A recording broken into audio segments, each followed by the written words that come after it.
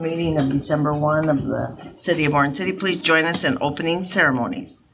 I pledge allegiance to the flag of the United States of America and to the republic for which it stands, one nation, under God, indivisible, with liberty and justice for all.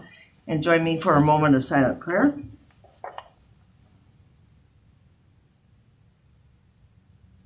Amen. Okay, agenda item number 3 is approval of tonight's agenda. There's going to be one change, agenda item 16.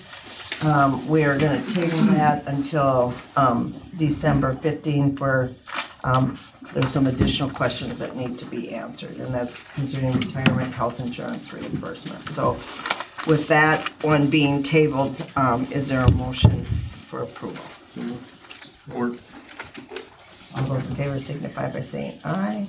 Aye. Opposed? Motion carries. Agenda item 4 is a time that's provided at each meeting for citizen comments. It is suggested if someone wants to speak on a non-agenda item. We also ask that you live in the city limits of Orange City and keep it to 3 or 4 minutes. So I don't know if anybody's here to speak on any, we have a nice crowd, to speak on any non-agenda items. Okay, not seeing any, we'll go ahead and we'll move on to agenda item 5, which is exhibit 1 in your packet, and that is approval of minutes from November 17, 2025.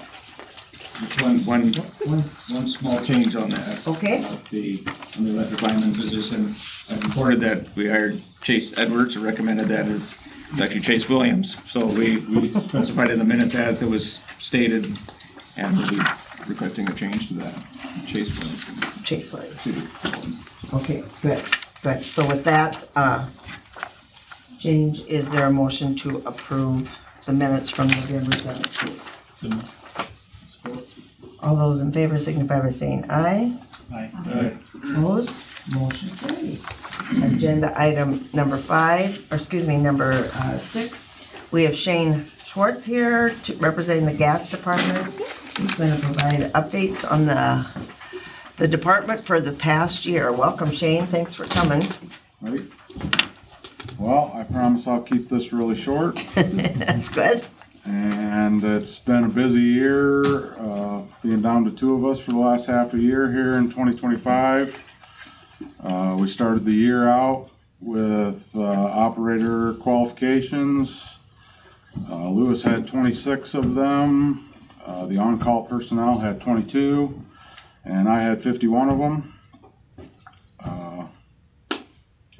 Me and Lewis went to the welding qualification class in Emmitsburg. We both got qualified to weld on our gas system.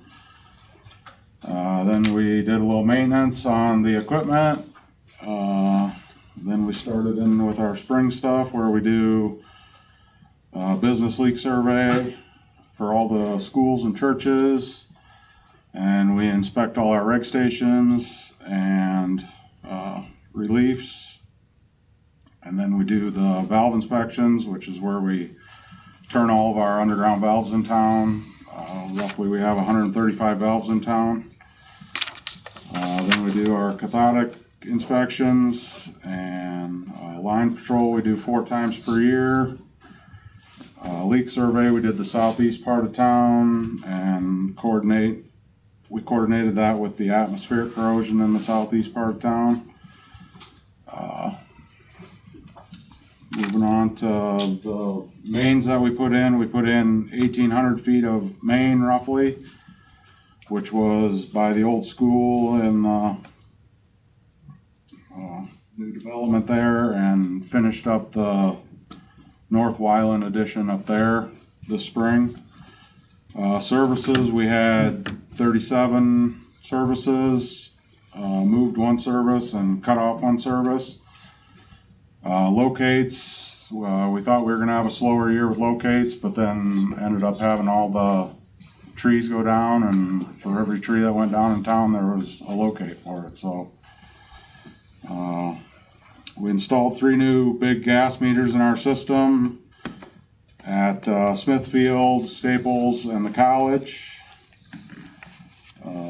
Had our inspection on October 7th through 8th and did pretty good. Just had to clean up a few paperwork items and the stuff out in the field. He didn't find too much. We had to change a couple bolts out that weren't sticking through quite far enough, so that went really well. Help other departments when we have time with leaks, concrete, storm cleanup. And projects that we're looking forward to next year would be probably the Gruneweg project on Ironwood and the Providence expansion and Puddle Jumper Trail. The extension of Puddle Providence. That would be all I have. Any questions for Shane? Who does your inspections? That's, The IUB. you guys do a really good job. I've seen their before and after photos that we have to submit for our report. I've seen those on IUB presentations and other state associations, so they do a good job and report well. So We know you've had a tough year, and we just appreciate everything you guys have stepped up and done, and Thank you. think of you often. So, thanks, Shane. thank you. Thanks. Okay, agenda item 7 is each year we ask affiliate organizations of the City of Orange City to be present to renew their request for funds which assist in the operation of their entities. And today we have representatives from the Orange City Arts Council and also Landsmerit Golf. And Orange City Arts Council we'll start with, and I'll introduce Sharon Foudy as president, right, of the board? Right, yeah. She's president of the board, so she's going to handle the other introductions. You got that Give figured out there, some Ken? visuals here.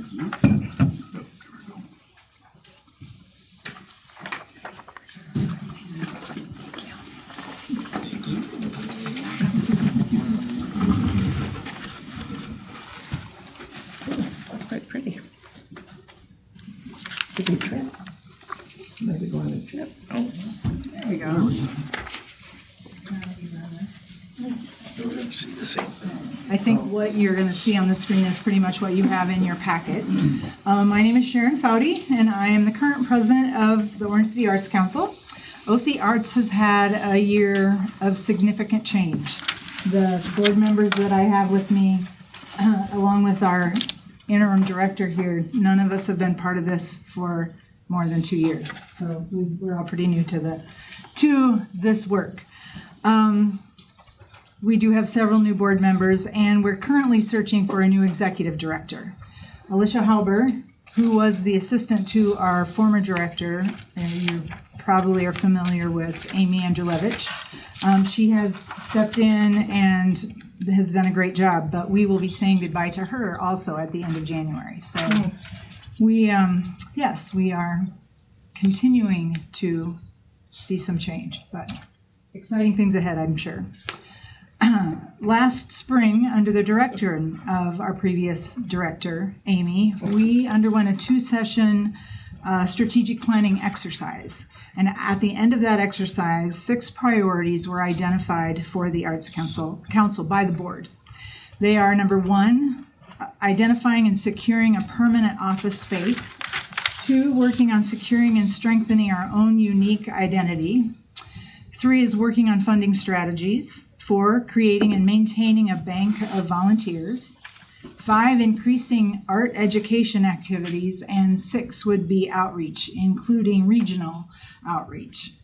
We have formed committees, which were not in order when I first came on the board, to work at addressing each of these goals, and we're doing it in a very deliberate and consistent way. And that's exciting to see this board divide up the work and work that way. Another major focus has been communicating and finding ways to collaborate with some of the other groups in our area. So far, we've secured ways to work together with the Dutch Heritage Boosters and the library, and we're in communication with the OC Rec Department and the Dutch American Heritage Museum. So I'm excited to see how those collaborations will work to support what we do and to enhance our community.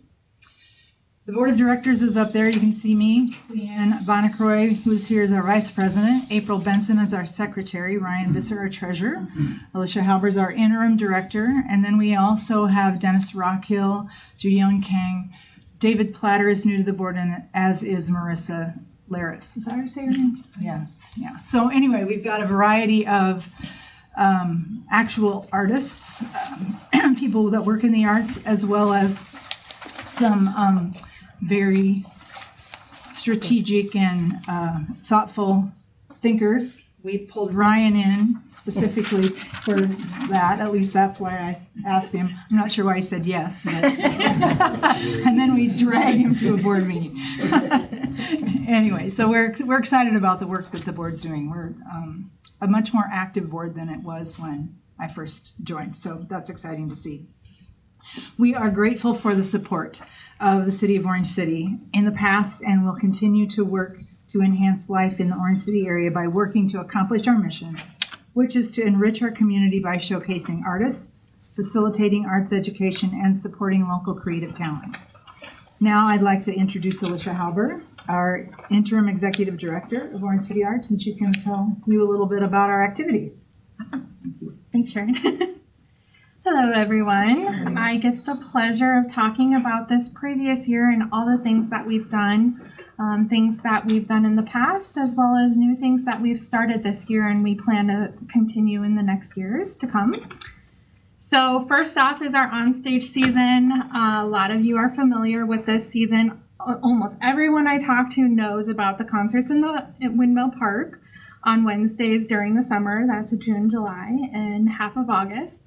This year, we had 12 free music performances scheduled. One was not able to happen because of the weather. We did have some struggles with the weather this year, but luckily the Unity Night Center is flexible with us, and we're able to go in there anytime that there's weather, if possible. So we were able to have some of our showcases in Unity as well this year. So we're really grateful for that. So we had 11 performances, including the one on Arts on Central. We had youth theater workshop and performance this year. It's happened in the past, but this one was a part of Onstage, which has not happened in the past. So we were able to have Leanne Bonacroy and Amanda Lemke directed that, trained them for about a week, and then we had a performance, and it was amazing. For pre-event activities this year, so this was before the onstage performance. We opened up from 5 to 7. We had kids crafts. Sometimes we had like vendors there, so artists selling their work. We've had like inflatables there, food trucks, variety of different things during this. Those were well attended. I think that people weren't used to it, so I would have liked to see more faces, but it was a fun event for them. Youth Art Show in Stadszentrum. This happens every other year, so it happened 2 years ago. We had another one this year. There was 33 kids involved in that. 3 featured artist shows in Stadszentrum. So these are artists from the community and the regional area who were able to put up an art show and display their art there. We had 2 youth tie-dye workshops, which were very well attended. I think that we could have had a third or even maybe a 4th because there was so much excitement with this. So every kiddo came away with some skills in tie-dye and a little backpack. So I'll show you that later on in the slideshow. And then we had Arts on Central, partnership with the Chamber of Commerce. Our side of things, we had some crafts, face painting, bubble stations, and a musical scavenger hunt and a DJ. So about 6,000 attendees over on stage and main stage. So here's main stage. We just started this year's main stage, and unfortunately last week's event had to get rescheduled. So we're still in the process of getting our first like real true event going. However, we did start fall and winter art workshops. So you can see there's some photos from workshops that we've had. We had some watercolor, and then in the bottom left, you'll see a thrifted painting, and we made it all sorts of fall vibes. It was really fun, and people really liked that and were asking for a winter one. So very well attended. People really seem to enjoy those, and that is kind of one of our focuses this year is that art education. So that's something that we're going to expand on every year. We have a partnership with the Dutch Heritage Boosters coming up with Sinterklaas. Leanne is kind of spearheading that craft. We have artists in the school program with musical performance. It's a public performance that'll happen. A partnership with Copper Street Brass and a couple different schools in the community. So that will be happening in February. We have our an evening of dance, which happens every year. It's a dance showcase with regional dancers, including people from Sheldon and Lamar's and Sioux Center. It's pretty well known and honestly our most well-attended event. And it's always exciting to have that. And then we are also going to have a talent show fundraising event this year. And that will happen this spring. So we're excited to see what that'll look like. We're working out those details. And then we also are going to have a cultural wooden shoe project with Dutch shoes. And then we're going to create some sort of sculptural display. And we're going to have talks at the Tulip Festival. So this is going to be something where we work with kids and underreached populations and also cultural diversity. So we're going to have different ethnic backgrounds in this display too, to kind of showcase all of the different cultures that are in Orange City on our 85th Tulip Festival. So it's really exciting. And then we're hitting the education part, which is new to us this year. It is one of our focuses to bring art education to the community. So we had that summer youth theater workshop. We had those tie-dye workshops. And then our fall and winter series. I listed out some examples there. We had some sewing, acrylic painting, watercolor, that thrifted painting. And then this spring, we're also going to have ceramics, a couple of different classes with that. I just was talking to Amy from Northwestern on that. So that's going to be really exciting. And then some pastels, so more soft pastels that we're going to bring to the community. I could also see more acrylic and watercolor paintings coming this spring as well. This is a list of our sponsors and the grants that have supported us. And we just want to say thank you to all of the businesses that supported us through our onstage season, as well as our grants that help us make our bigger programs possible. And now I'd like to introduce you guys to Ryan Visser, who is our treasurer, and he'll take away the financial report for you. Thank you. All right, I'm a whole 2 months into this, so we'll see how this goes. I don't get to talk about all the fun activities. I have to talk about the finances. So go through a few slides. First, just give you a sense of where we're at. This is a couple of years ago, the budget for 24-25. City gave donated $65,000 that year. As you can see, income and expenses were a little bit out of whack that year. Had one decent donation come in as well that helped kind of even that out a little bit more. But that'll give you a sense of where we were 24-25. And just to give you a picture of where all this goes. So yeah, obviously the big income for us as a city, donations or second grants. I think keep in mind with grants that those are typically program specific, not just for general expenses, things like that. So if there's an opportunity to use a grant to do a program, that's kind of how that usually goes. Then the sponsorships are typically the summer programs, and admissions. So those are the big ones. Expenses are biggest one is obviously usually payroll, artist fees, so those programs that come in during the winter, Those fees kind of keep going up every year. Event expenses, the expenses associated with that, like the facilities and then advertising, all that kind of stuff goes into that kind of thing. Office admin is probably the fourth biggest one there. So our budget this year, this is what our budget was. So the city gave again this year 65, or committed to 65,000 this year. I think that's paid over three times throughout the year. So this gives you a sense of where we're at right now. This is through July 1 through June 30. So just a small piece of that, basically. And then I'm going through these quickly. If you have any questions, just chime in. But the main thing we want to talk about, I'll very quickly go through this as well. Balance sheet, very small. I can't even read it. I'm probably not going to highlight much in here.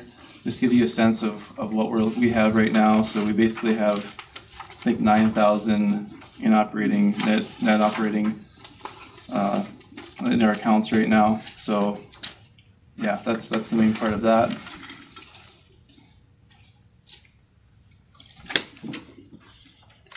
Then our budget for the 26-27 year. So we're picturing in the next year, starting July 26 through July 27, what our budget could look like. So what we did was, we looked at the last 5 years, basically, what has been our income, what's been our expenses, and try to estimate what that's typically been. Year to year is we found out is pretty different. I mean, the income other than city donation, we're thinking about donations and grants and things like that. That varies quite a bit. So we're kind of picking numbers that we think are probably average or median. You can see here we're asking for the city for a donation of 75 this year. It's been a couple of years of 65. I think we would probably show that expenses can continue to increase. We've looked at the last few years, and the expense budget here is a reflection of what we are typically been spending the last couple of years, what these programs actually cost. Artist fees have been going up, event expenses, that kind of a thing. So I would probably also highlight in the payroll, we're obviously looking for a director. We were looking to have hopefully a salaried position, a good director that can really lead this organization. So we're looking to invest in that and have stability there. You can see total income and total expenses are off at this point. This is tentative. Where after we have a number from the city and what that's going to look like, we obviously have to make some choices on what do we want to do with expenses, how are we going to generate additional income, generate donations, things like that, to make sure we can line those up well. So I think that's it for me. Any questions before I move on?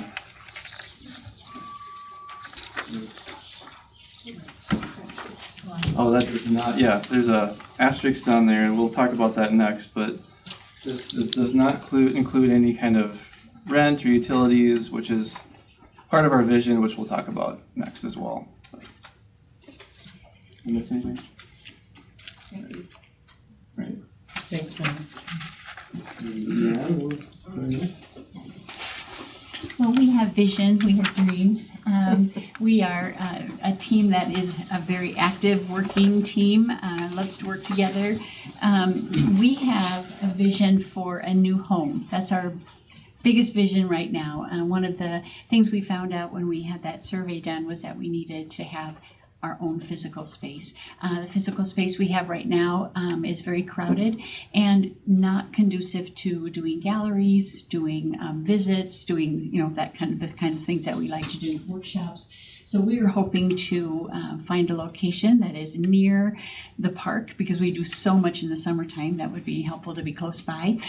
We also are envisioning a space that has room for a permanent gallery. Right now, even though we're very grateful to Northwestern for letting us use their facilities, we move all of our gallery stuff to a place. But if we could set up a permanent gallery, it would be wonderful. We could just have it there set up all the time. We could probably do more art shows as well. We'd have a place with a name, with our name on it, that would encourage people and invite people to come and just see the gallery. Right now, we are in Stad Center, which we are also very grateful for, but people aren't used to it there. I mean, it's so many other things besides just Orange City Art. So having a home of our own, which we probably would need to rent at some point or lease, that is our dream for right now. If we're hiring a new director, to have a space that's so cool would be just really inviting for someone new to consider being our director. For the place, we hope to have a little gift shop. We want to be that welcome center for people when they come to Orange City, that they can stop in and there will be somebody there that can speak to them, direct them, talk to them more about what we have to offer in our town. So the other ladies talked a little bit about collaboration, but there's so much more we could do with collaboration as well. Like right now we're going to do something with the Dutch Heritage Boosters. We're going to do Sinterklaas together. Just trying to get our community together just so everyone becomes visible, not just Orange City Arts, but everyone, and we all have our own place and our own vision. We're so excited to have these new groups that we have within our board, the fundraising groups, marketing groups, the volunteer encouragement kind of groups. That has been really a big helpful thing too for carrying out this vision and making this happen. But yeah, so anything I forgot? Okay. But that's our dream. That's our big dream. Thank you.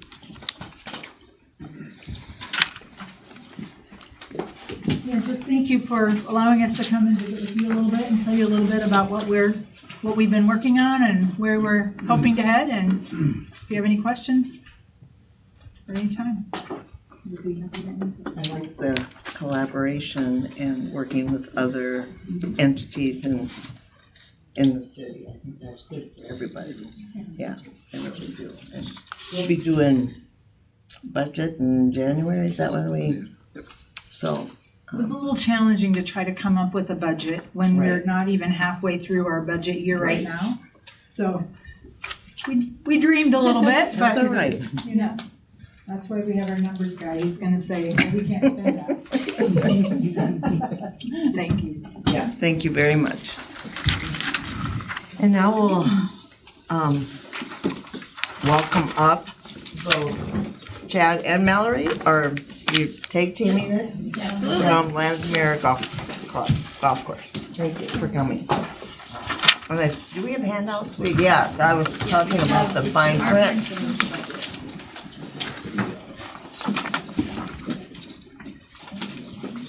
Oh, you're going to do one up here too.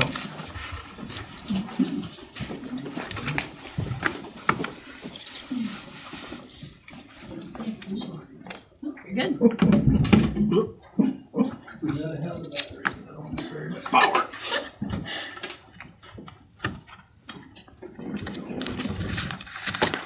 Nope, you're good.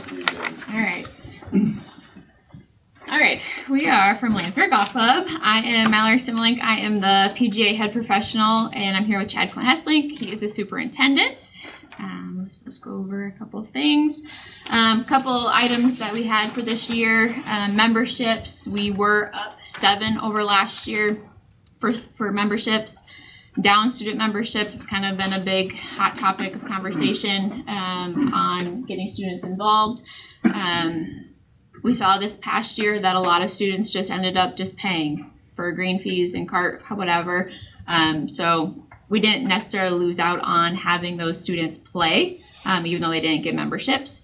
For our PGA Junior League, we had 30 participants and 37 kids in OC Rec. That's kind of about where we've been the past few years, so that's good to see. Mallory's a student in high school, college. Yep. So you can see the rounds that we did.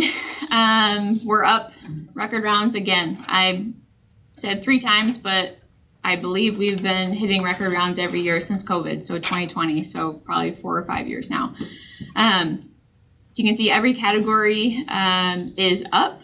Overall, we are up 7% over last year. And just kind of a fun fact, we had 10 less days of play this year, but we were up on average rounds per day, almost 10. So the course is busy, trying to get as much rounds in as we can and see kind of how that plays out. But yeah, it's been really good. We had, for the clubhouse project, we did replace the back netting on the driving range. That did not come out of operations. That was funded with the Lansing Betterment Association funds. It was a great thing that we did. I've never been so excited about a net before, but it looked awesome, and it also helps kind of just how the range functions and my staff picking up range balls and that sort of thing. It's a very minor detail, but it's also a very big thing on helping keeping the range balls in the range and not on hole number 8, which if you golfed kind of midsummer, you probably found some range balls out there. This past year, we did celebrate 30 years at Landsmere. Kind of had a little get together. I think it was mid-July. If you saw, we did do some flags for the 30th. So you can see the 3 windmills, the 3 X's means 30 years. Yeah, we had a little get together on a Friday night, had live music. It was a beautiful night right before we had some awful rain. So timing was perfect. We even got to have a beer brewed from a Sioux City brewery, specifically just for us. So that was kind of fun.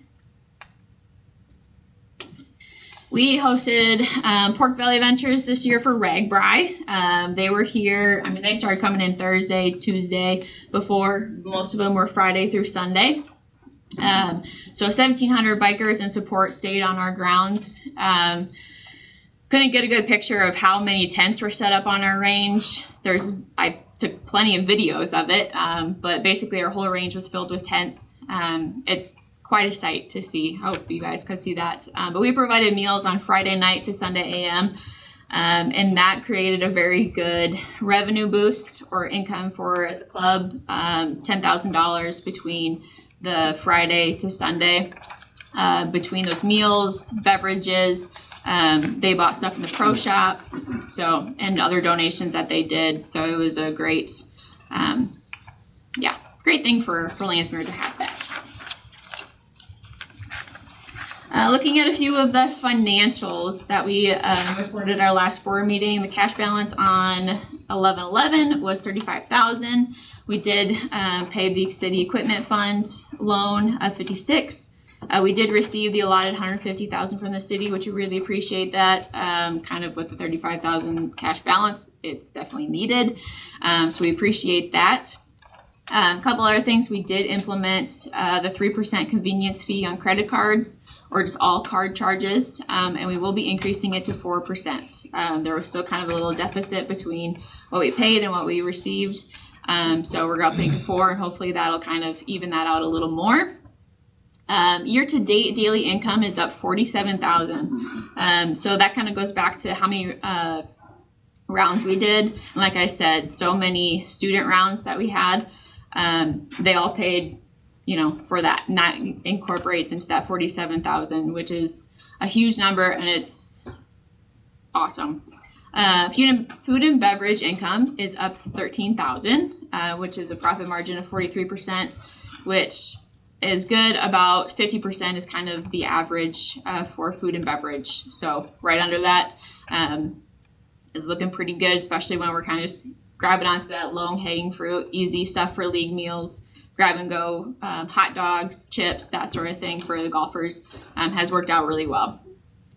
Merchandise margin is also 43%. Taking out inventory of $38,000 that we currently have still in the pro shop. That is a little high, but I do know that we did spend a little more in the pro shop this year, but it has had very positive response. A lot of people have been super excited about what we have in the pro shop, the amount that we had. Last year we did run out of inventory towards the end of the year when people needed to spend their credit. So that was kind of not a good thing. So kind of to offset that, we did have to spend a little more and have a little more extra expenses in the pro shop. So that's kind of what that is. Revenue overall is up 76,000, and yes, last year was 55. So that is great. Revenue is up, but that also doesn't have the other side of it is that expenses are also up as well, unfortunately. So looking forward to 2026, not 25. We will be incorporating a new cart lease next year. We will be upping 12 carts. This will, increase the lease payment, unfortunately, but it will also increase the amount of people we can have for tournaments, the amount of outings we can have, the people, have larger outings, and just be able to have more play during the day. Before we had to have blocks to make sure that we would have enough carts for all of the tee times. Upping that 12, we'll be able to basically have a free tee sheet all day. And then we got an email yesterday that we will be adding the Midwest Honor Flight Tournament again. We did that back a couple years. COVID kind of put a notch in that, but they have reached out and wanted to join it to partner up again. So we're excited to add that again to our schedule. So any questions for me? Last year, did you start with new software for people booking time? We did that 2 years ago. Yes, this will be, I'm trying to think this will be our third year into that. And that's been going well. Yes. Yep. Yeah, a lot of online bookings. It's been really nice.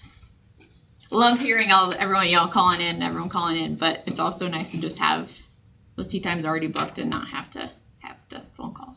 So it's been really good. All right. I will give an overview of the maintenance side of the golf course. Starting mine off, last year we thought we had a pretty wet year. Unfortunately, we decided to surpass that one. So average for our area is about 29.5 inches of total precipitation for the year. Last year, we were pretty wet beginning of the year all the way through about beginning of August, middle of August, then we went dry. We really did not see anything after that. So that kind of hindered us a little bit. We were at 34.15, and then this year, the bulk of this rain actually came in June and July, which is not ideal for us, which is why Mallory said we were 10 days less. That also had an effect on us. June, July, we had quite a bit of rain, and then also the derecho that we all had to deal with. We had, about 3.5, a little more than 3.5 more inches of rain up to now than what we had last year. So, again, keep saying, the weather is just crazy. It doesn't help us by any means, but we try to do what we can with what we have. I think at one point during July, I ran out of stakes, ropes, signs, posts, anything I could just to get people out there to play. Luckily, people weren't too crazy out there and stayed away out of the areas that were wet and do any damage out there. So, but we had a good year. So people are definitely excited about golf. So. Updates on the course. This was the second year. I'll start with the first one. Irrigation pump, electronics, and computer were upgraded in June. I don't know if you guys heard about that, but that was 23,000, I believe, is what it was. Yeah, I guess I can mention that. The capital purchase in the budget for the year is 28,000. I think 23,000 of that was to the irrigation. So basically the brains of the irrigation was original to the golf course. It was there installed in 1995, 94, 95. Thompson, who takes care of my irrigation electronics for it, basically told me from here on out we cannot get you new parts, you buy refurbished, used. So we as a board and the golf course decided to make a decision of we probably need to upgrade. So we upgraded the brains of it. Now we have a up to date. If we have something break, we have new pieces we can buy instead of just trying to piece things together. So it was a big expense. It wasn't something that we were banking on, but it was something that was a necessity. It was something we couldn't really avoid. So unfortunately. But smaller projects were completed or still a work in progress out there, but our main focus for about 2 years in a row now has been just daily playing conditions and consistency, trying to give the highest quality of play for day to day. We haven't really taken on a whole lot in the last 2 years, a few things here and there, but just to kind of keep it easy on me and my staff is we kind of just focus on day to day stuff. So we haven't committed too much. Right now we're kind of in talks of what we're doing next year. Haven't committed to anything yet, so I can't really report on anything about that. But that has been our focus the last 2 years. So this just got, Darren can correct me here, but I believe it's been approved for the 2026. Brendan Vanderswag has been working for me for about 5 years now. He is in his senior year at Iowa State, going into grass and turf, and we offered him the assistant position, and he will start that role when he graduates in May. So huge addition for us. He's a great kid, and he will be a huge help for us out there to keep things looking good. So thank you again to our staff, volunteers, members, and specifically you guys, and the city departments. This year, Noah and his staff and also Luke and his staff came out and helped burn in March. They burned the native areas, the creeks, and then Luke, who I probably gets annoyed with me a lot of times. Him and Brecken are huge assets for us. He comes out and mows for us. They just do odds and ends things for us. They are a huge help for us. Big thank you to those guys. And then Darren Earl as well, being a part of our monthly board meetings and the interactions we have to have in between those. But you guys are a huge help for us as well. So thank you to the city for your support also. And we will be asking for our usual $150,000 from you guys. So Questions for?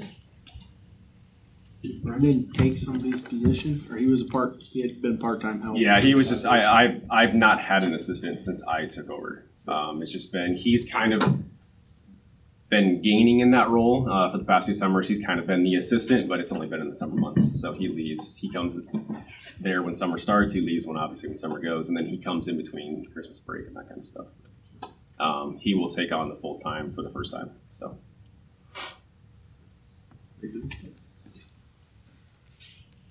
Anything else? Thanks, guys. Thank you. Appreciate it. All right. And I'll get my eyes checked, I promise. Can you send a bigger copy? I will. No, I'm kidding. I'm kidding. That's right. Well, okay. So that takes us through agenda item 7. Agenda item 8 is time for a public hearing for the request of Vision Building LLC. I think is Kurt. There's Kurt. He's going to come up. It's Exhibit 3 in your packet, and it's for rezoning the property. So we'll go ahead and open the public hearing, and I'll turn it over to Kurt. Alrighty. So yes, on the request from Vision Builders for a project here in town, along with the city staff, met with planning and zoning, and Vision was requesting lot 7 through 13 be rezoned R2 multifamily, or I shouldn't say multifamily, high density residential. In that talk, it was recommended that lots 14 through 19 also be rezoned across to the south, across the road of 14th Street, to make it more uniformed and giving more opportunity for medium to high density housing. In the past, with residential next to medium, it's been kind of a hard sell for residential lots. So planning and zoning is recommending the city council approve the rezoning of lots 7 through 19 and Puddle Jumper Trail 11th be rezoned to R2 medium to high density residential. Have you had any feedback or anything from anybody? I have not received anything myself, unless Matt or Janet or anybody, but my understanding is no.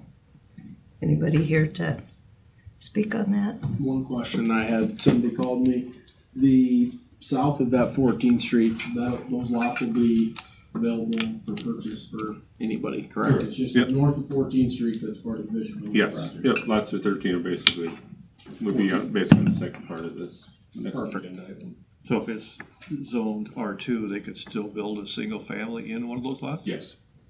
Yep. And then we have lots 20 through 25 available as well. That's still single family? Yes. Yep, well, technically as of now, lots 1 through 6, and then, lots 20 through 25. They're still single family? Single family, yep. And we have prices on those? 40,000 for the north side of the road and 35 for the south side of the road.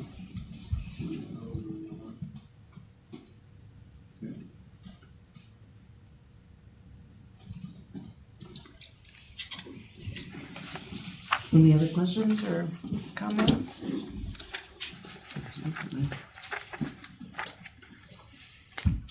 So we can go ahead and close the public hearing at this point, and then we need a resolution to approve the rezoning of the property. And it is a resolution, so we will do a roll call. I'm sorry, Brett? Yes. Yes. Olivia? Yes. Aaron? Yes. Rod? Yes. Excellent, thank you. And now we will go to agenda item number 9, which is still Kurt, I believe. It's Exhibit 3 in your packet. It's also the published time and place to hold a public hearing before considering approval of the proposed final plat of the Canal Second Edition. So we'll go ahead and open the public hearing. Kurt? Okay, yeah, so Vision Builders is proposing a new final plat for the Canal Second Edition. This would be west of St. Paul Avenue and north of Puddle Jumper Trail 11th Edition. It would be 11 lots, with one outlot. The lots 2 through 11 are being proposed as R1 low density family, and lot 1 is being proposed as R2 multifamily.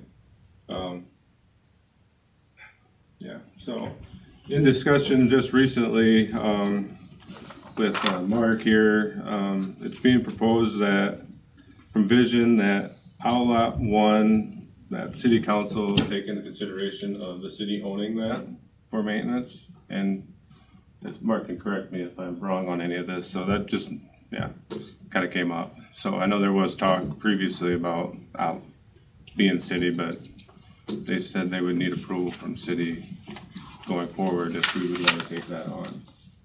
Is that a catch basin detention area? Yeah, it's detention for this development. And so I think, correct me if I'm wrong, but the lot prices was used excluding this lot. It would just be detention. And since it is connected directly to the city street, it would be, you wouldn't have to cross any property. It would be right adjacent to the street. So this would service just our street, or does it serve the whole development? Both. Yep.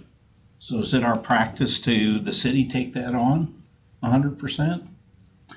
Or how do we handle those? The latest one would be similar to what we did in North Violence First Edition when that all got developed. That outlet is also owned by the city for maintenance. Yeah, I don't know if it'll be the same type of thing, if it'll be mowed or if it'll be just wild. I'm not 100% on that yet. But. Yeah, it's intended to be mowed every once in a while. Definitely not manicured mowing. But there's some of those in Rangers Ballma too, isn't there? Detention back here that we sort of take care of? Or am I? That's more of a drainage. That's just a drainage outlet. Only other one I know we've done them, and obviously we own the property, but in like Puddle Jumper Trail 10th Edition, we have a detention that we retained to keep for storm surge, and it's being more and more of a common practice to contain this water as much as you can. So it's actually encouraged, in these developments. There'll actually be one east of here too, if I'm correct. Yep. That they will own in the lot 1. It'll be basically straight west of the street here, a smaller outlet also to retain water. I don't know if do they flow into each other? Yeah, so the smaller one will detain it. You can only do so much in that area. So it's doing partial lift there, and then it'll go to the bigger one in outlot 1. So since that is kind of central located within lot 1, didn't feel like breaking that part of the city's maintenance didn't make sense for that one, so that will remain within the development by Outlot 1. So that's just kind of, I think, vision going forward. I'd like to know if we were gonna retain that or not. I mean, it won't really affect the plating or nothing, but they just, Mark was just saying they want, I mean, confirmation from the city that we'd be. Yeah, it would just be, it would be deeded along with the right of way when it's filed. So the property sale would still be Yep. Yeah. Yep. Yeah, so basically everything will be going forward, but I just want to make sure that, you know, when we approve this, that we know that we will retain, with your guys' approval, the Outlot 1. Or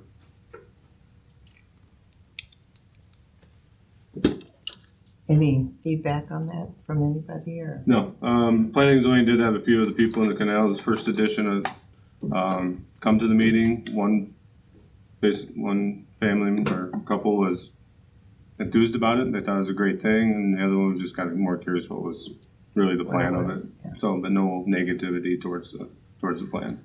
So, I'm glad they reached out to some of the residents. Sharing anything from anybody else? Any public hearing? If not, go ahead and close the public hearing. No, we need a resolution to accept the final plat. So moved. And once again, it's a resolution, and I'll start with you, Daryl. Yes. Olivia? Yes. Darren? Yes. Bud? Yes. Brett? Yes. Excellent. Then we need a motion to approve the rezoning. yes. Am I correct in that? So, yeah, so this platted area currently, or this platted area is all zoned as R1, low density residential. So then with changing the plat, or changing it to lot 1 as high density residential, we just gotta approve the rezoning of that parcel only to coincide with what we just did in Pleasure and Troy Levitt to connect them. Any questions on that? Even though they're single-family homes, the number creates. Yep. The usage, yep, because you can't have more than two residential properties on a lot, so this is to make that work, so. I mean, they'll still be all individual parcels, I mean, legally, I mean, they'll take ownership in that, but then, yeah. They'll operate as an HOA with the property regime, basically. Support. Any other questions? All those in favor signify by saying aye. Aye. Opposed? Motion carries. Agenda item number 10 is Exhibit 4, and that's a Dutch front proposal. And Kurt will talk to us about that. Yeah, let's talk about that. Okay. Yes, the Dutch Front Committee recently met with Bryant Lakeness and Kevin Heiss on proposal for the Dutch Front on the RTI building. Yeah, it started kind of backwards. Obviously, the structure was up previous to what we met. There's some miscommunication there. The Dutch Front Committee, I would say, wasn't 100% on board with the total design of the building. They were willing to work with them. There's been some feedback back and forth on some signage and some lighting. Colors, okay, and some colors of it. I guess at this time we don't have an estimated cost for the project. I was hoping to have that before the meeting, but I did not receive that. And Rod can correct me. Rod was not at the meeting itself. He was kind of in correspondence afterwards. So with it not being in the area that it's required, I would say my opinion from the the Dutch Front Committee is they're willing to have council approve some funding for it, but I don't think they would be totally on board of it being like the total 50% match for the building due to the features of the building. There is some Dutch aspects to the building, but they didn't feel like it was 100% acceptable for the max funding. So what is the max? for one side versus the second side? It's 100,000 for the main front and then 50,000 for the adjacent. And we have no idea what their budget is. I don't, I've just been in correspondence with them saying that what the max was and stuff, and, because then he said, well, we're not gonna ask for much, and then I told him what it was, and they said, oh. And that was kind of the end of the conversation. So, I'm like, well, I really kind of need this, but, Yeah, so the committee hasn't gotten a number from them as to what the Dutch front costs, so that right now, we don't really have a way to calculate what we would be willing to contribute. Correct. And this would be the We have to first wait time. for those numbers. They just wait for the numbers until the next meeting, or do they need something from us? I mean, they're gonna keep going forward. I think more of it would be, is the city council in favor of financing it funding it some way? I mean, not giving a number. I don't know if it's something where council wants to say we want input back from the Dutch Front Committee on what they think of the proposal. I mean, what part of this that they consider Dutch feature that council would support? And I mean, that's kind of the conversations we had. I know there's no estimated price, and there's a lot of hesitancy on, I mean, besides saying that they would approve. I mean, they were fine with some funding, and then just kind of put it, unfortunately, back to you guys on. The RTI group, they went into it expecting nothing. I think they went into it knowing there was funding. They just thought it was at the end when they didn't know like the whole process. And yeah, there were some emails that didn't go back and forth that thought went back and forth that were still in the cloud. So certain things, I mean, if they would get something from us or from the Dutch Front Committee, would that change how they finish their project? I mean, I don't think so, because I mean, everything. No finishes that they'd get more money if they chose this brick versus the other. Or... No, because honestly, I mean, basically when they found out that they preferred brick, he goes, I wish I would have known that because that would have been cheaper than the stone I put on the front of the building. So yeah, and they apologized. They said they're not familiar with this process, and yeah, so I guess looking for any recommendation on how council would want to move forward. I mean, I'd like a recommendation from the Dutch Front Committee. I mean, that's the position they're in, so. I think that's good. Yeah, let's wait for them and then. Have we ever had They can get more. We've never had this before. I was thinking, I don't remember. I mean, if we had anything, it'd been like on maybe a smaller version of it, Right. where there wasn't a lot of fun, you know, we're not talking large dollars Yeah. on some of those where it was borderline, but on something this, you're talking a pretty good investment from the Sure. city. Possibly up to 150,000 if they propose the max. Yeah. So. I think kicking it back, we can do a little bit of work and come back with something. Okay, that sounds good. That works. Thanks, Kurt, for all your work. All right, agenda item 11 is our engagement agreement with Allers and Cooney, and Kent is going to talk to us about that. Yeah, I think Janet's got the agreement. It's just, this is something that Allers, we're gonna start the process of doing some geo bonds. And so what Allers requires of governing councils is to agree to it, that we're engaging them to sell our bonds eventually and be our disclosure council. So we just need to, that's our very first step in regards to doing some bonds. So we just need to go through the motions of, if you have any questions, like I said in my notes, they're basically the bond council and our disclosure council for the GO bonds that we're planning on issuing here in the next couple of months. And this is obviously the largest shares in regards to our aerial ladder is what it's for. Oh, okay.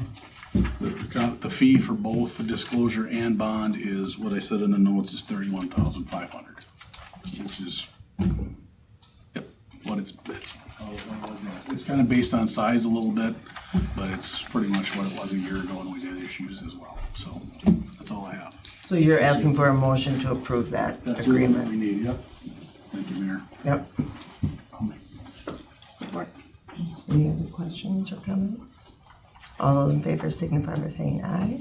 Aye. Opposed? Motion carries. Agenda item 12. All right. So this is where we're starting the ball rolling, and like I said, we need to do the engagement agreement first. Now we're going to set a public hearing in regards to the 2026 GO bond issue. Like it says in the notes, this is basically for the aerial ladder, for some infrastructure costs, utility costs with the canal second edition, and then some possibility of refunding some 2019 A bonds. And what I mean by possibility is we're basically including it in the public hearing and part of the authorization level. But when we do the actual purchase agreement, we might throw it out, the refunding part, just to see, because the savings on that right now is right at if it's worth it or not. So I'm just saying, right now we're going to include it, and if the market gets a little bit better in the next 30 to 60 days, we'll maybe do a refunding, otherwise we'll just throw it out. So, but for the purposes tonight, setting the public hearing, that's why it's 3.3 million, and we'd like to have December 15th as our public hearing. Okay, so we just need a resolution for that. I'm sorry. Thank you. Support. And that is a resolution, so we'll do roll call. Yes. Aaron? Yes. Bud? Yes. Brett? Yes. Darrell? Yes. Excellent. Thanks.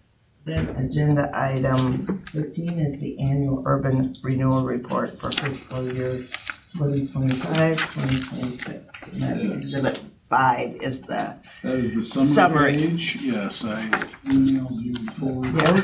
And so I just wanted to go over, this is a report that is due to the Iowa Department of Management every year.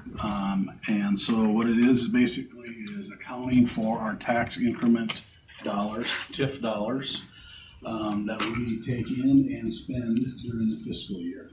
And so I will just, and so this, when you, just to relate, like when you look in the treasurer's report, there's 4 tax increment financing there's a category called tax increment financing. There's 4 parts there. It's our housing TIF, which is like our puddle jumpers. That's a TIF area. Our event center, which is kind of along Highway 10. Our downtown, which is like the Hawkeye, where Brad's is and stuff, that we developed a TIF there. And then our industrial park. So those are the 4 areas that we are collecting and spending money in for our tax increment financing, okay, or tax dollars. So first, what you see on your summary sheet, you can see there the TIF revenue dollars that we took in for fiscal year.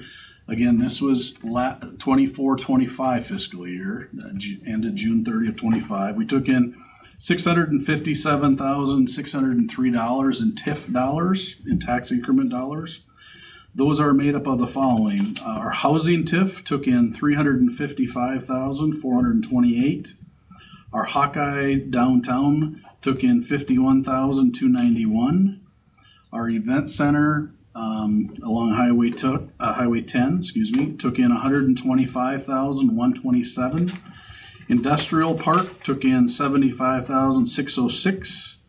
And then also part of the Highway 10 is, we call it our 8th Street. It's Casey's, the Strip Mall, and then also Joyner and American Perspective Insurance.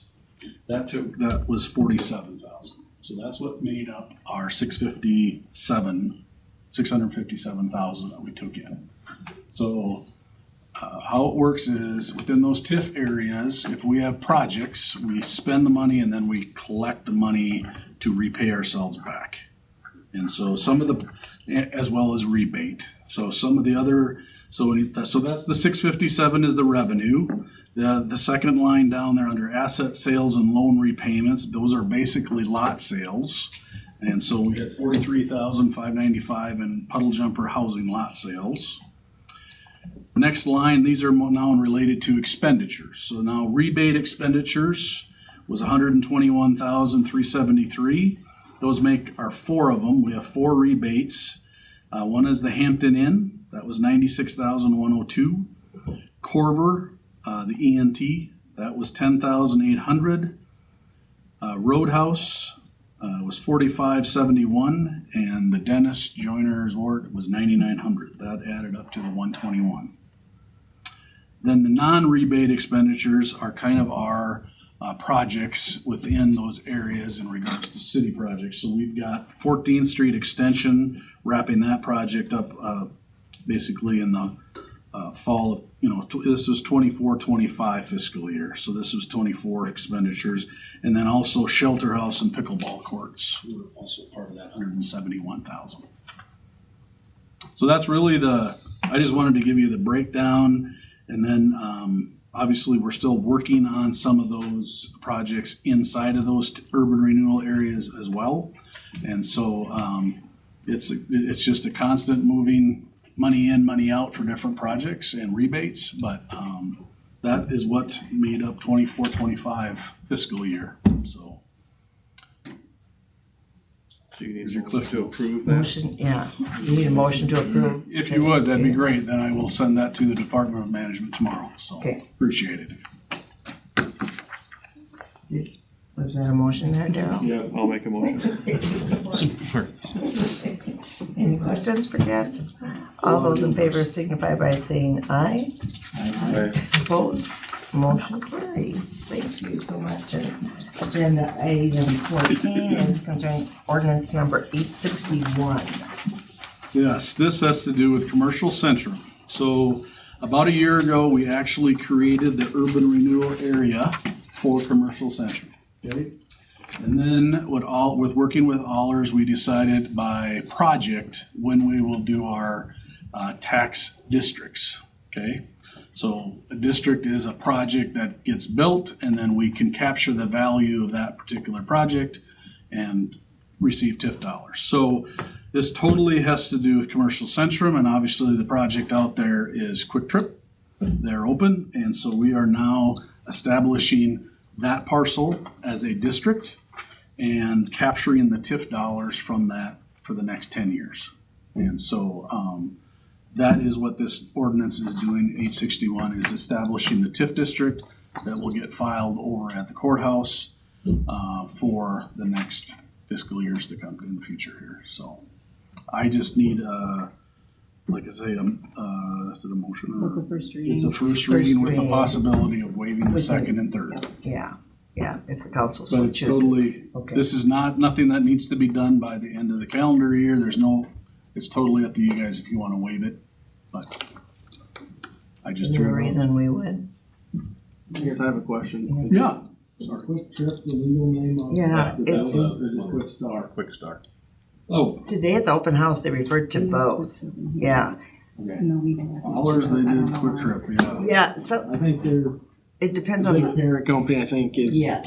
Okay, I didn't know. I just didn't want to. That's a good catch. We asked somebody, I I asked somebody at the open house or ribbon cutting today, and it's kind of, and Matt and I were talking about, it's kind of what state you're located. Some are called Quick Trip, some are called Quick Star.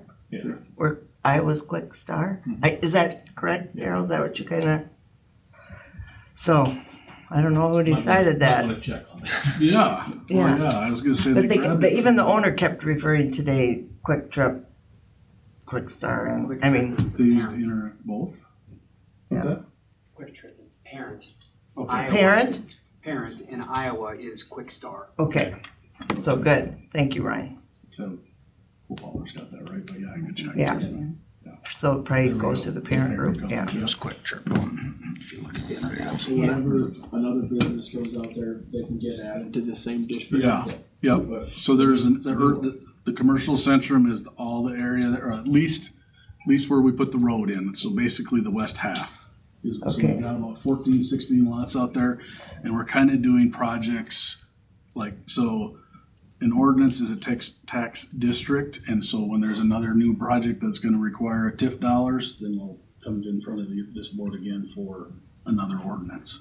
So it doesn't matter if it's 5 years, 10 years? No, it does not. They start the clock when we. So that's why we're doing it by project, because of the clock. Okay. Yeah, that's correct. Thank you for pointing that out. So whatever the council prefers, if they would like to do approval of the first reading. So moved. Support. Questions? All those in favor signify by saying aye. Aye. Opposed? And then it's up to the council if you want to waive the second and third readings? I'll make that motion. Okay, questions? All those in favor signify by saying yes. Yes. Opposed? Motion carries. And then we need a motion to approve ordinance 8621. Correct? Okay. All those in favor signify by saying aye. Aye. Opposed? Motion carries. Okay. Whew. All right, Okay, last number one. 15. Yep, last one, Commercial sorry. Centrum Urban Renewal Plan. This is fixing like it says in the notes, this is, we're gonna put a notice in the paper for a public hearing for the 15th of December. This has to do with a development agreement between the city and Orange City Development Corporation. So these TIF dollars that we're gonna be getting from this location, Orange City Development Corp is the one that actually is the developer, took the infrastructure costs, did the project. And so what we're doing as an agreement between the city and Orange City Development Corp is we're passing those TIF dollars on to OCDC for 10 years. And what that basically does for the city, so we enter into a development agreement between us and them. The dollars generated from Quick Trip will go to OCDC that will get applied to their loan at the bank and reduce our interest costs in the end. So that is why we're entering into this agreement, but we need to go through the process of having a public hearing first. But that is what the development agreement is at. So the next meeting will actually. And then you're authorize looking the public development hearing on the agreement. 15th. What's that? Public hearing on the 15th. Public hearing on the 15th, Mayor. Any questions in regards to the development agreement otherwise before that, or we can talk about it too on the 15th more. Okay, thank you very much. Yes, so is there a resolution to set the public hearing for the 15th? Questions? It is a resolution, so I'll start with you, Darren. Yes. Ron? Yes. Brett? Yes. Daryl? Yes. And Olivia? Yes. Okay, excellent. And then we're gonna skip over to 17 and project authorization on Madison Place Southeast, and Matt is going to lead us in that. Yeah, so, I'm working with Mark a little bit on, development here. This is the Pearl Zipper 9 and 10 areas, and Kurt put this map together to show the sold lots that we've had, in this area. And when we did the southern half of this, Pearl Zipper 10th, we put in sewer and did the grading for Madison Place, so it's pretty, low-hanging fruit, pretty easy street there. So we're, and that was a pretty telling map that we've had quite a bit of success out in that area, and would like to continue on with Madison Place, basically moving 7th Street, extending that to the east, and then doing all of Madison Place. I think there's 24 lots is what we determined there. So Wouldn't get done till summer 2027, or? Probably good, get a long way next year. Yeah, I think we could, yeah, depending on the summer we get. Like Matt mentioned, the sewer is in, and that makes a big difference. So we're just doing water, storm, and then paving. And like you mentioned, most of the grading work is also done. So I think it sets up well. I mean, it's a lot of linear feet, but the actual work, I think, should go pretty quickly. So you would prepare documents to bid out this spring already, or? Yeah, that would be, we would have to push pretty hard to make that happen with the snow, but we're like right at that. If we get the go ahead today, we can probably make that happen. It'd be great if it could be open like in September and get the fall build. Yeah, I think we could push. Gotcha, yes, for that. Or we could also look at doing phasing and saying paving of this half needs to be open. Maybe it's the north half. You have to have this paved by the state, and then you can complete the south half. There are some options there. So we just, excuse me, a motion to authorize that project, is that correct? That would be part of the existing TIF district housing would take care of that cost anyway. That is correct. Yeah. Great. I'll make that motion. Work. Any other questions? All those in favor signify by saying yes. Yes. Opposed? Motion carries. I'm making it, guys. 18, Earl is going to give us a strategic plan update. I think he left stuff for us. Right, Earl? Should found just some updates. We've been doing these quarterly updates since our strategic planning last December. So it's fun to see many of these things coming to fruition, and hopefully it'll set a base for you of where you're at today, so that when you start your strategic planning in January, you kind of know where you're at on the current project. So the old MLC Floyd Valley property, a lot of work went into that this past year. The utilities and alley are installed, so they're ready to go with when they're ready to build. I think it was reported that they had 4 lots sold, and also potentially looking at more of a spec house maybe on the north side of that property. So great to see that moving forward. As mentioned to Ryan, we're going through baby steps on this Vision Builders Porches development, so appreciate the council's continued efforts there, the work that Kurt did with planning and zoning. I think our last 2 steps are some setback variance on the in the lot 1 area, and then finalizing the final execution of the sale, which we hope we can get done in December yet. So then they'll be able to roll going into spring. So nice mix. We've talked about that different kind of housing mix in the Porches area with the multifamily, the smaller homes, and also the single family. Salem Avenue, Ryan and Matt have had a lot to do working with that. Kurt as well, finally moving forward. There's dirt moving by R. Perry up on the Salem Avenue project, so fun to see that.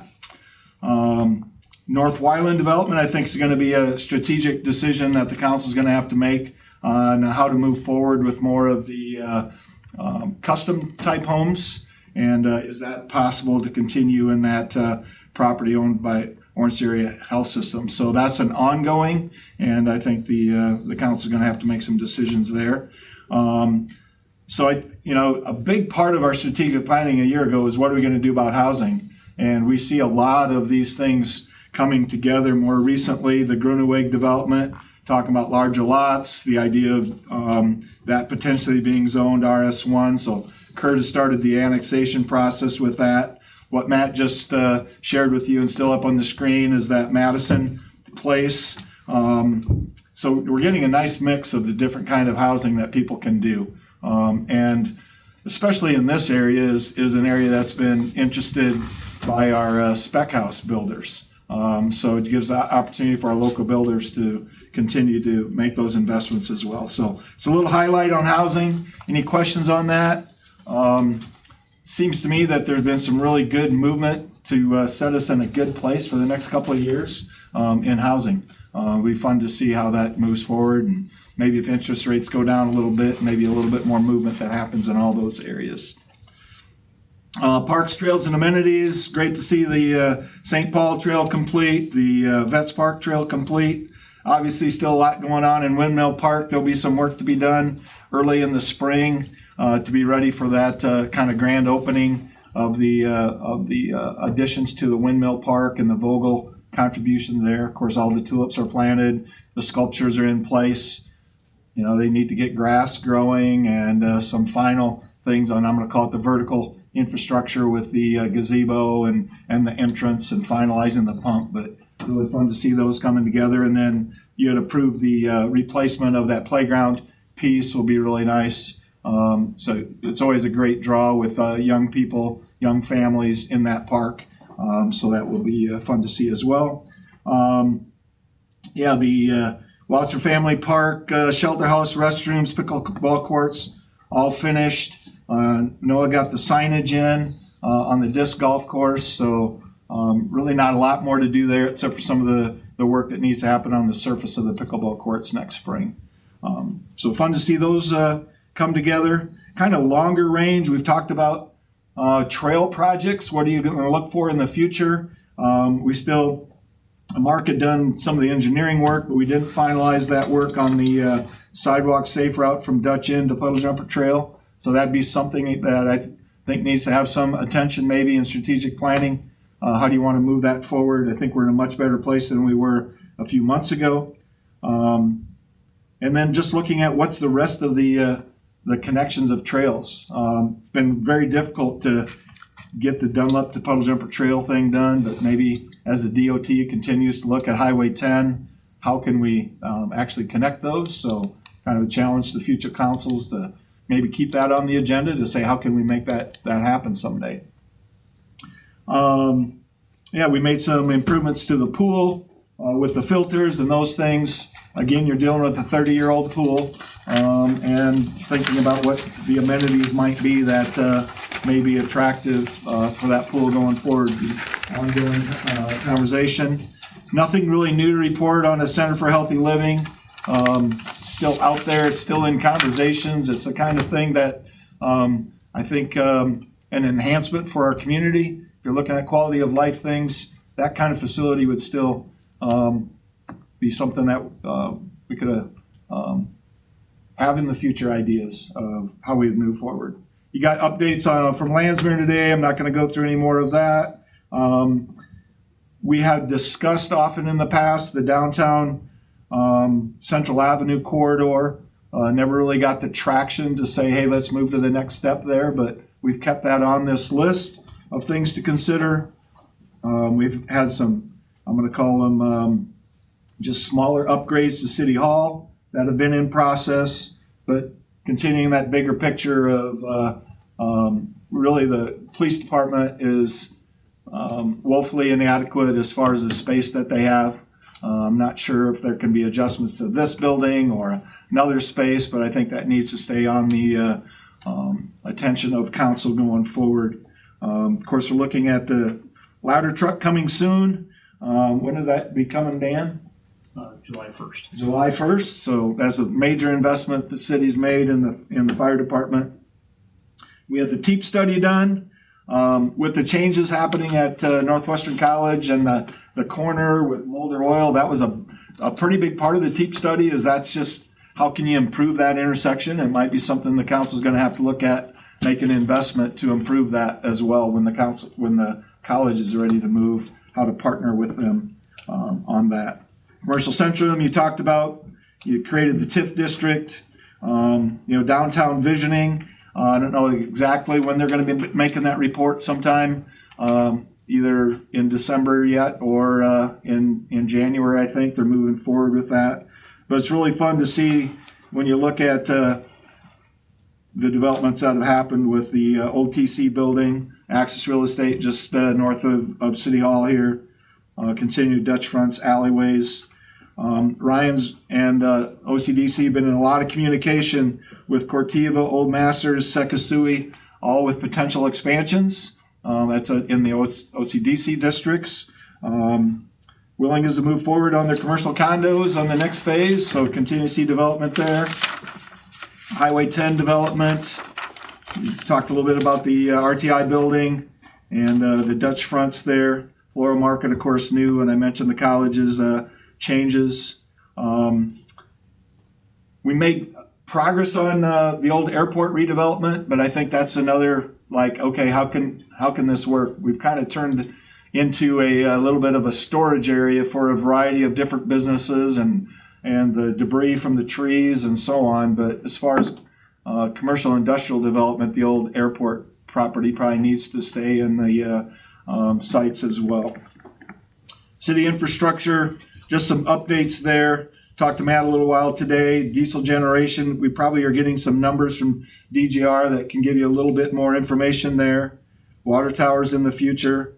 Town border stations probably slid back just a little bit, not quite as demand as we saw maybe 2 years ago. Not saying it won't happen, but probably a little more of a concern that's come up more lately is the dealing with sanitary sewer upgrades and what kind of plan can come from DGR to help us with those lift stations and moving things. So that's a little bit on the infrastructure side of things. Wonderful partnerships with Sioux County Regional Airport. And just a reminder of the pledges that you've made and a little bit of where you're at on those pledges that help the schools. So hopefully just give you a little bit of a update. And then I'm not going to spend much time on this, but like to go through, just highlight some of the team accomplishments. You've got a wonderful staff of employees that are committed to the city, that do good work, and it's fun to see all the things that they've accomplished over the last year. Some of them get done in a day, some of them take weeks and months to accomplish. But yeah, when you got events like Tulip Festival and Rag Brides, the whole community-wide, see Mike's here with, you get the Tulip Festival Steering Committee, the committees that draw a lot of volunteers together with those different events that are held downtown. Continuing to work in the cemetery. Obviously Heritage Group's done a lot of work there. Janet continues to work on the mapping system. That'll be a great addition when that's completed. Zoning things that we've talked about with these developments. I think I counted that we've had 9 new employees or position changes. So out of 35 employees, that's quite a bit of change. And a lot of good young people that we've been able to hire this past year to fill many of those positions. So when we were looking a little bit at the renewals for our health insurance, and we were able to stay kind of at the same thing, well, it's kind of a reflection on the fact that we got some older people going off, and we got a bunch of 20-somethings and low 30-something people on our employee roster. That makes quite a bit of difference. So a lot of new hires, some of them yet to get started. So just highlighted a few of the things that people have been working on. Many of these things we already talked about, so I'm not going to read them all to you. But yeah, just want to say again, you have a wonderful group of employees working for the city, and appreciate the opportunity to work with them and work with you over the last number of years. So thank you. This is your last? This is my last council meeting, so yeah. Thank you. We for all your work. Appreciate you so much. Takes us to administrative reports, Matt. Yeah, just looking at upcoming meetings, reminder about the employee recognition dinner in a couple of weeks. And also, as you can see, there's a budget process coming up, so special council meeting in a few weeks, or in January as well. So just make you aware of that. We had a quick start grand opening tonight, so or this afternoon, and a nice honor for the fire department and police department. So quick start, gave a couple large checks there, and as I look around the room, I think most of the people in here had an impact on that project, and just a good reflection of what it takes to get a project like that to the point where it's at. So thanks to everybody for their work on that. We wrapped up a few projects here this past couple of months. One being the ash tree removal is complete just in time for the snow this past weekend. So the crews did well working through that. We'll be working on some public works director interviews over the next few days. So moving that process forward. And then also a reminder to vote tomorrow. So here in the community room. And it's there, yeah, you're right. Jen? Jim? No. Good honor for you, though, like Matt was saying to Jim and to Dan. They're the right kind of company to have coming in here who want to get back to our community. So I think that was great. Kit. I'm not going to talk to Earl because he knows I'll cry, so I'm not going to do that. I cry anyway. Ryan? No. Mike? No. Chief Dan? Really appreciate what you do. Here I'm crying. You do so much good work, and I'm glad that you're on board. I'm talking about our little lady there working on her what do I want to call it? Social media, yeah. So, staff, council, anything from you, Brett? Daryl? Nope. You guys got one more though, don't you? One more. Lydia? Daryl? Nope. I just say, Earl, thanks a lot. Appreciate it. It's been 16 years for us serving together, and just appreciate all you do. And we have your phone number, so don't worry about that. Before we do have to go into a closed session per Iowa Code Section 21.5.1J concerning the potential sale of property, real estate. There won't be any decision made when we come out. No action will be, so just so that you know that, it's just mainly a kind of a discussion, so. And then when we come out, we will adjourn. So, one thing I want to say, we got two nice notes here. One, a thank you from the Junior Potabom family in honor of Jim's dad, a plant that was sent, and also a very nice card from the staff at the Orange City Christian School. And it said, Orange City Council members, thank you for your generous support of our OCCS building project. Your investment in our students and community will make a lasting impact. We are grateful for your partnership, and we appreciate your commitment to our community. Nice, signed by all the staff members. So that was very nice. So we need a motion to go into closed session for Iowa Code Section 21.5.1J. So moved. And that is a roll call. Who did I start with? You last time? No, start with, oh yeah, me did start me. Brett. Yes. Brett. Yes.